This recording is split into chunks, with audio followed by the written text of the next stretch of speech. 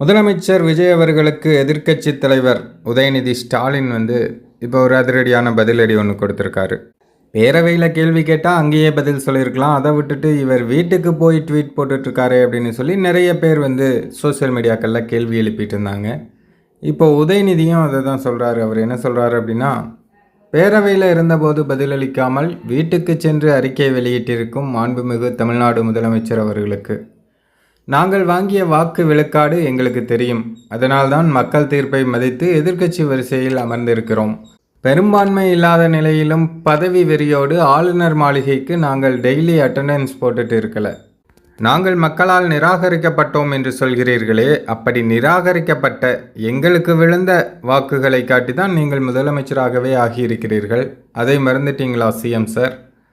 2006 அமைந்த திமுக ஆட்சியை பற்றி போஸ்ட் பண்ணியிருக்கீங்களே, அந்த சமயத்தில் உங்களைப் போல எதிர்த்தரப்பு எம்எல்ஏக்களை கடன் வாங்கியோ, குதிரை பேரத்தில் விலக்கி வாங்கியோ, எந்த கட்சியையும் பிளவுபடுத்தியோ, சோஃபா செட் அனுப்பியோ அமைக்கப்பட்ட ஆட்சி அது இல்லை.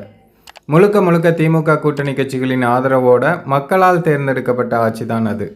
அதை உங்களுக்கு சொல்ல மறந்துட்டாங்க போல. திராவிட முன்னேற்ற கழகம் 2026 தேர்தலில் தோற்றிருக்கலாம். ஆனால் திராவிட மாடல் ஆட்சியின் மக்கள் நலத்திட்டங்கள் தொடரும் என உங்கள் வாயாலேயே சொல்ல வைத்தது தான் எதிர்க்கட்சியா எங்களோட வெற்றி அப்படின்னு சொல்லி அதோடு நிறுத்தாமல் கடைசியாக ஹேஷ்டேக்கில் சோஃபா மாடல் அப்படின்னு ஒரு ஹேஷ்டேகையும் போட்டிருக்காரு உதயநிதி ஸ்டாலின். இது பற்றிய உங்களுடைய கருத்தை கமெண்ட்டில் சொல்லுங்கள்.